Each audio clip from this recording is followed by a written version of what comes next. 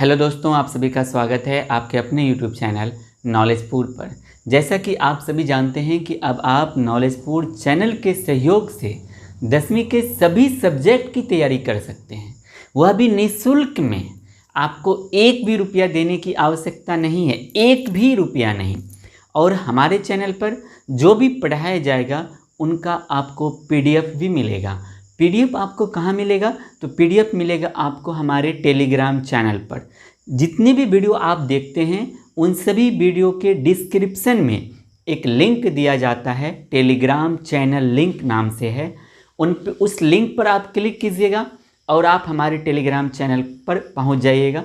उनको आप ज्वाइन कर लीजिए। वहीं पर आपको जो भी अध्याय समाप्त होगा उनका आपको वहां पर PDF मिल जाएगा।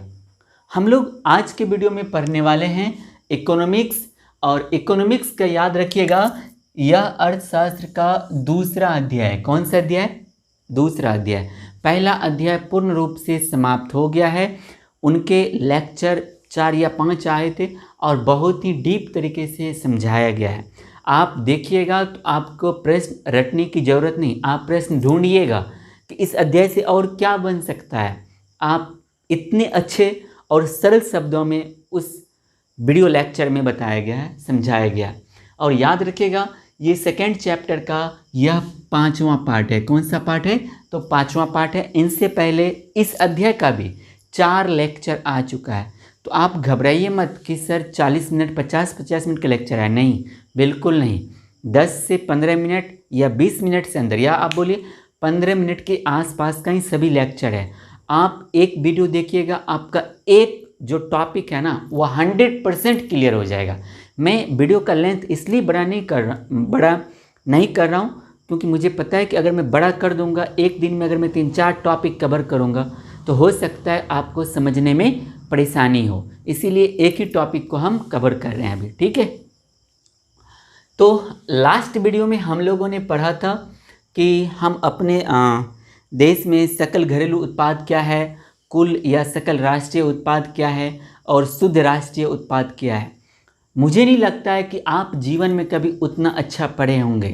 अगर आपने उस वीडियो को नहीं देखा है तो उस वीडियो को जाके आप देखिए, मज़ा ना आ जाए तो फिर आप हमको कहिएगा। तो अब आप याद रखिएगा कि भारत में आखिर सबसे पहले किसी ना किसी ने तो राष्ट्रीय आय का आकलन किया होगा। तो बिल्कुल, भारत में सबसे पहले 1868 ईस्वी में दादा भाई नौरोजी ने। तो प्रश्न ऑब्जेक्ट में बनेगा कि भारत में सबसे पहले राष्ट्रीय आय का आकलन किसने किया था? तो दादा भाई नौरोजी ने किया था। तो भारत में सबसे पहले 1868 ईस्वी में, डेट भी याद रखना है, ये जहाँ जहाँ मैं हेडिंग कर रहा हूँ उसको याद रखिएगा। दादा भाई नौरोजी ने 1868 ईस्वी में राष्ट्रीय आय का सबसे पहले अनुमान लगाया था। इन्होंने एक बुक भी पब्लिश किया था। इसके बुक का क्या नाम था? Poverty and un British rule in India. इस बुक में ही इन्होंने राष्ट्रीय आय के बारे में बताया था, और इस बुक में इन्होंने बताया था कि उस समय भारत की प्रति व्यक्ति आय कितने रुपए थी? तो मात्र 20 रुपया थी। कितने रुपए? मात्र 20 रुपया, ठीक है। उनसे आगे हम बढ़ते हैं तो याद रखिएगा, तो उसी के बाद यानी स्वतंत्रता के बाद भारत सरकार ने अगस्त 1949 ईस्वी में, कब? 1949 ईस्वी में प्रोफेसर PC महालनोबिस, इनकी अध्यक्षता में भारत सरकार ने एक राष्ट्रीय आय समिति का भी गठन किया। क्योंकि हम अपने देश या कोई भी देश, अपने देश में उनकी आर्थिक स्थिति क्या है, वो बढ़ रही है या घट रही है या अभी एक समान है, उनको पता कैसे लगेगा? तो उनको लगेगा जब वो अपने देश में राष्ट्रीय आय निकालेंगे।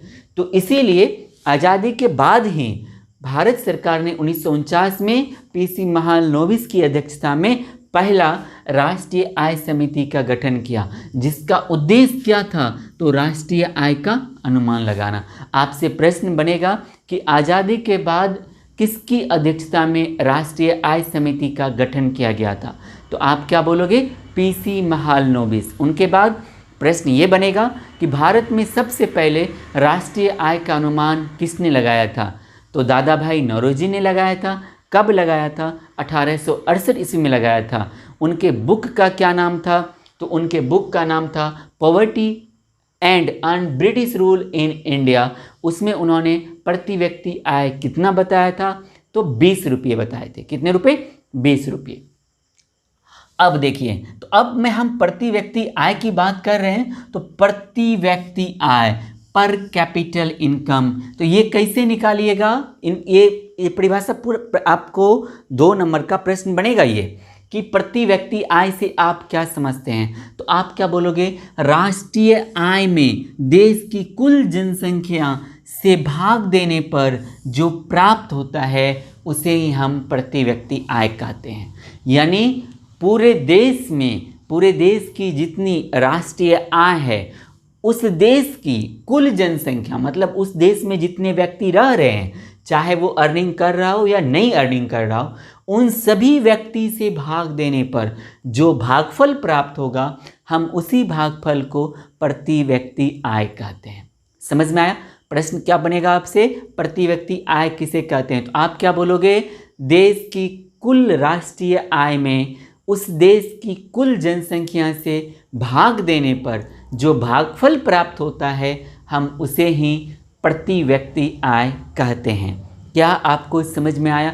प्रति व्यक्ति आय आप अपने घर का भी निकाल सकते हैं। मान लीजिए आपके घर में प्रति व्यक्ति, यानी आपके घर में मान लीजिए कुल महीने, एक महीने में मान लीजिए आपके घर में 50,000 रुपये आपके घर में आ रहे हैं। हो सकता है इसमें आपके पिताजी काम करते हो, आपके भैया काम करते हो, आपकी दीदी काम करती हो, कोई जॉब कर रहा है, उनसे आपके घर में प्रत्येक महीने 50,000 रुपये आ रहे हैं। और आपके घर के सदस्यों की संख्या मान लीजिए अगर 10 है, तो आप जब इससे भाग लगाओगे तो आप क्या बोलोगे? हमारे घर का प्रति व्यक्ति आय कितना है?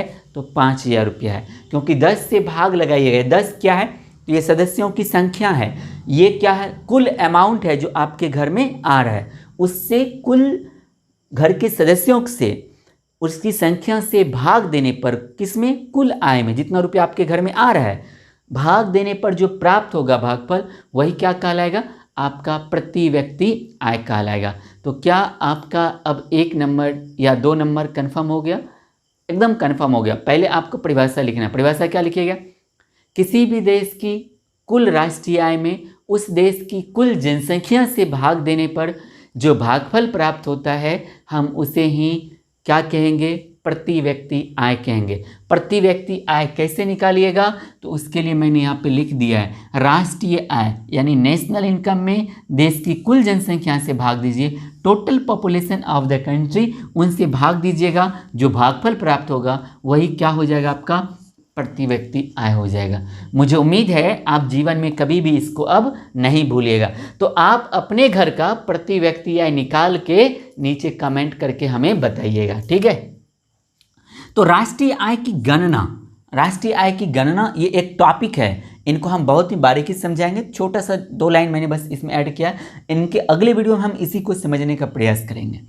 तो वस्तुओं तथा सेवाओं का उत्पादन, किसका?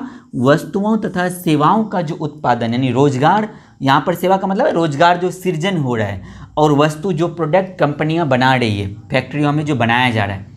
तो वस्तुओं तथा सेवाओं का उत्पादन विभिन्न साधनों के सामूहिक प्रयत्नों का ही परिणाम है। यानी उन दोनों का, किसका? वस्तुओं का और सेवाओं का, इन दोनों के सामूहिक प्रयत्नों का ही परिणाम क्या होता है? राष्ट्रीय आय होता है, ठीक है? इन्हीं दोनों का, ऐसा नहीं कि अलग अलग, हमारे लिए दोनों जरूरी है, वस्तुओं का उत्पादन भी और हमारे लिए सेवाओं का भी। तो उनके बाद क्या है दूसरा हेडिंग? तो दूसरा हेडिंग है उत्पादन प्रक्रिया। उत्पादन प्रक्रिया के अंतर्गत उत्पादन साधनों के लगान, मजदूरी, ब्याज, लाभ के रूप में हमें आय प्राप्त होता है। तो राष्ट्रीय आय प्राप्त करने के लिए ऐसा नहीं है कि हमें कुछ संघर्ष करना नहीं पड़ता है, हमें वहाँ पर लगान, मजदूरी, ब्याज, लाभ, ये सब का सब हमें चुकाना पड़ता है। उनके बाद हमें क्या प्राप्त होता है? तो राष्ट्रीय आय प्राप्त होता है। मैं उम्मीद करता हूँ आपको समझ में आ गया होगा। और आपको मैं बता दूँ, आपकी जानकारी के लिए, मैं बोर्ड पर पहले इसलिए लिख लेता हूँ ताकि जो लिखने में हमें समय लगेगा, मुझे समय लगेगा, वो समय की बचत हो, मैं आऊँ और आपको सिर्फ ये समझा दूँ, ठीक है। इसीलिए पहले मैं लिख देता हूँ। तो मैं आशा करता हूँ कि आज मैंने जो आपको समझाया 101% आपको समझ में आ गया होगा। अगर इसके बाद भी आपको कहीं पर लगता है कुछ कन्फ्यूजन रह जाता है तो आप वीडियो के नीचे कमेंट ज़रूर कीजिएगा। आपके कमेंट की बहुत ही ज़्यादा हमें ज़रूरत है, क्योंकि आपके कमेंट से ही तो हमें पता चलेगा कि हम जो समझा रहे हैं आपको समझ में आ रहा है कि नहीं आ रहा है। आप ये मत कीजिए आइए और चुपचाप देख के चले जाइए, और आप बताइए देख के चल जाइएगा तो पता चल पाएगा कि कौन आया देख के गया। आप कमेंट कीजिए, कमेंट कीजिएगा तो पता चलेगा अच्छा ये बच्चा इस वीडियो को देखा और इसको फ़ायदा हुआ। तो आप नीचे लिख कर बताइए आपको वीडियो अच्छा लग रहा है या नहीं लग रहा है, ठीक है। तो अगर आपको ये वीडियो अच्छा लगा, 100% लगा होगा, इस वीडियो को आप लाइक ज़रूर कीजिएगा। और हम इस वीडियो पर 100 लाइक का डिमांड करते हैं कि अगर आपको वीडियो अच्छा लगा है तो 100 लाइक आप पुराइए इस वीडियो पे। आपको जितना लिंक को शेयर करना है अपने दोस्तों के बीच, आपके व्हाट्सएप पर जो भी आपके रिश्तेदार हैं उनके साथ, और आप जो भी सोशल नेटवर्क यूज करते हैं फेसबुक, इंस्टा, ट्विटर, उन सभी पर शेयर कीजिए। लेकिन आपका टारगेट क्या है? तो आपका टारगेट है 100 लाइक। मैं देखना चाहता हूं कि हम जो इतना मेहनत कर रहे हैं आप में उनका कितना, आप कितना सहयोग कर सकते हो। तो आप 100 लाइक देखते हैं कितने दिन में आप पुराते हो, ठीक है। तो आज के वीडियो में बस इतना ही। हम मिलेंगे अगले वीडियो में इनके अगले टॉपिक के साथ। तब तक के लिए जय हिंद, जय भारत।